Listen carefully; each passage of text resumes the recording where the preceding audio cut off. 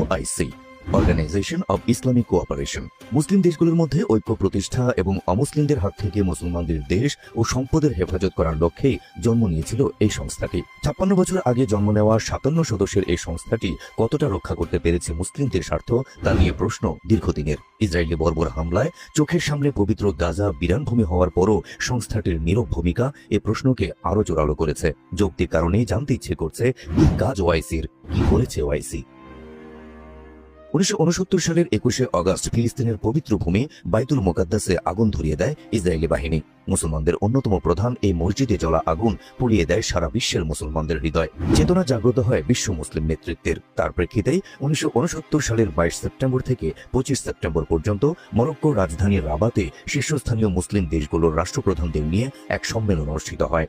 এই সম্মেলনের মাধ্যমে 25 সেপ্টেম্বর গঠিত হয় মুসলিম বিশ্বের সর্বোচ্চ সংস্থা organisation de la cooperation Islamic তথা ইসলামিক সম্মেলন সংস্থা। তবে 2011 সালের 28 জুন এর নাম পরিবর্তন করে রাখা হয় অর্গানাইজেশন অব ইসলামিক কোঅপারেশন বা ইসলামী সহযোগিতা সংস্থা। মধ্য আফ্রিকার দেশ চাঁদের সাবেক পররাষ্ট্রমন্ত্রী হোসেইন ইব্রাহিম তাহা সংস্থাটির বর্তমান মহাসচিব হিসেবে দায়িত্ব পালন করছেন। 25টি দেশ নিয়ে শুরু হলেও বর্তমানে ওআইসির সদস্য সংখ্যা 57, যার মধ্যে 53টি দেশে মুসলিম প্রধান। জাতিসংঘের পর সবচেয়ে বড় আন্তর্দেশীয় এই জোট বিশ্বের 200 কোটি মানুষের প্রতিনিধিত্ব করে। বছরে একবার দেশগুলোর পররাষ্ট্রমন্ত্রীদের মধ্যে বৈঠক অনুষ্ঠিত হয়। 3 বছর পর পর দেশগুলোর রাষ্ট্রপ্রধানরা ঘটা করে আয়োজন করেন সম্মেলনের। তবে এসব সম্মেলন থেকে প্রাপ্তির খাতায় যোগ হয় শুধুই মুখ দেখা দেখি আর আনুষ্ঠানিকতা। আসল প্রত্যাশা থেকে যায় আড়ালেই। মুসলিম উম্মাকে এক কাতারে এনে শক্তিশালী একটি মুসলিম জাতি গঠন করাই ছিল ওআইসির উদ্দেশ্য। তবে ওআইসির মাধ্যমে মুসলিম জাতি একত্রিত হয়েছে, অমুসলিমদের আগ্রাসনের বিরুদ্ধে প্রতিরোধ করেছে, সেরকম কোনো নজির খুঁজে পাওয়া মুশকিল। বরং ওআইসির চোখের সামনে সার্বিয়ার খ্রিস্টানদের নির্মম আগ্রাসনে বসনিয়া হার্জেগোভিনার অর্ধেক ভূমি মুসলিমদের হাতছাড়া হলো।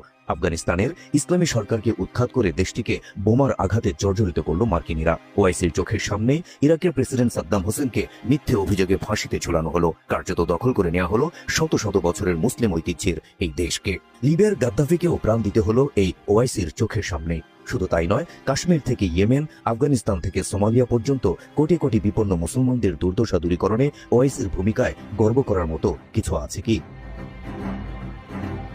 এখানে আলাদা করে বলতে হয় ফিলিস্তিনে ইসরায়েলি বর্বরতার কথা। ভৌগোলিকভাবে মধ্যপ্রাচ্যের দেশ ইসরায়েলের চারপাশে মুসলিম শক্তিধর দেশগুলো থাকা সত্ত্বেও সবার চোখের সামনে স্বাধীন ফিলিস্তিনের গাজাকে ধ্বংসস্তূপে পরিণত করা হলো। শিশু, নারী সহ লাখ লাখ মানুষকে নির্মমভাবে হত্যা করা হলো। অথচ ইসরায়েলকে বেষ্টন করে থাকা লেবানন, সিরিয়া, মিশর, সৌদি